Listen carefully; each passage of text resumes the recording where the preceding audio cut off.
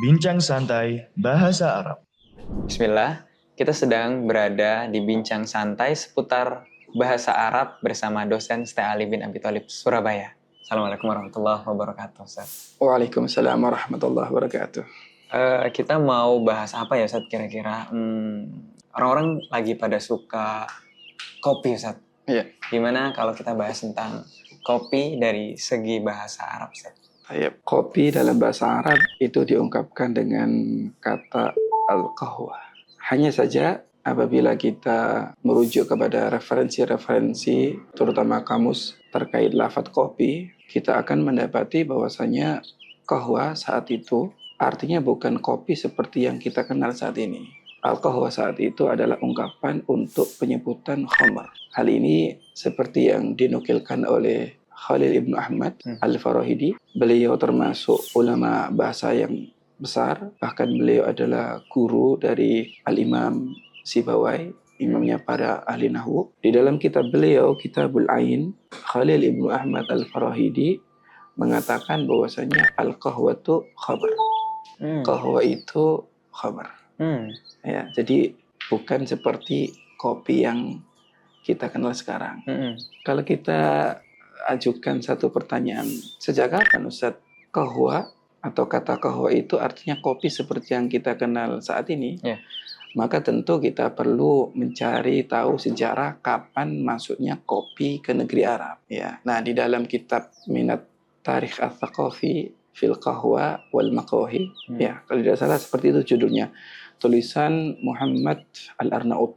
Nah, dia mengatakan atau menukilkan keterangan dari majalah Waqiah Makkah yang terbit tahun 1916 Masehi, bahwasanya kopi masuk ke daerah Hijaz beberapa tahun sebelum tahun 1916 Masehi. Ya, berarti intinya apa?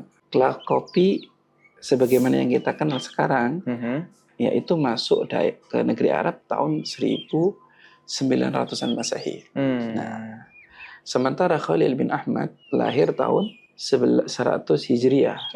Itu artinya sekitar 750 Masehi. Ya, ada rentan waktu berapa tahun? Ratusan tahun. Ya, sehingga di sini ada pergeseran makna. Ya, al-qahwa yang awalnya artinya khamr, kemudian bergeser maknanya menjadi qahwa, diartikan kopi seperti yang kita kenal saat ini. Saya pernah dengar, Ustaz, ungkapan man mata wa fi batni qahwa la tamassuhun nar. Itu jadi gimana, Ustaz? Ya, ungkapannya?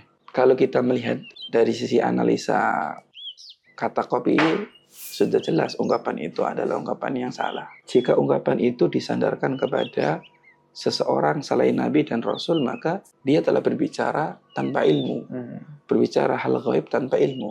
Bagaimana kita benarkan seseorang yang bukan Nabi, bukan Rasul, kemudian mengatakan siapa yang minum qahwa, ya, tidak akan disentuh neraka. Ini hal yang gaib. Nah, sekarang saya mau tanya antum, kenapa qahwa dikatakan qahwa? Qahwa dikatakan qahwa. Wah, nggak tahu, Ustaz. Nah, inilah keindahan bahasa Arab itu. Kita bisa mengetahui sebab musabab penamaan sesuatu.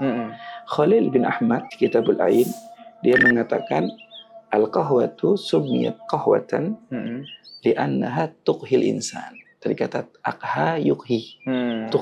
Tuqhi artinya tusyabbi, membuat kenyang, mengenyangkan. Maksudnya adalah seseorang yang setelah minum minuman ini, yakni khamr, ya berdasarkan makna zaman dulu, ya, dia sudah tidak lapar lagi, sudah dia merasa kenyang.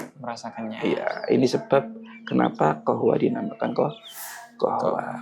Tapi sekali lagi ya, kita harus membedakan kalau kita membaca referensi salaf, referensi turos zaman dulu, misalnya kita dapati kitab ditulis oleh seseorang yang hidup tahun 190 Hijriah, kemudian kita dapati kata qahwa, ya kita pahami qahwa itu dengan makna apa?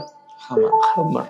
Ya, karena zaman itu qahwa itu khamar. Tapi kalau zaman sekarang ada orang Arab menulis kemudian menyebutkan qahwa, nah maka bisa kita maknai qahwa itu kopi yang sekarang.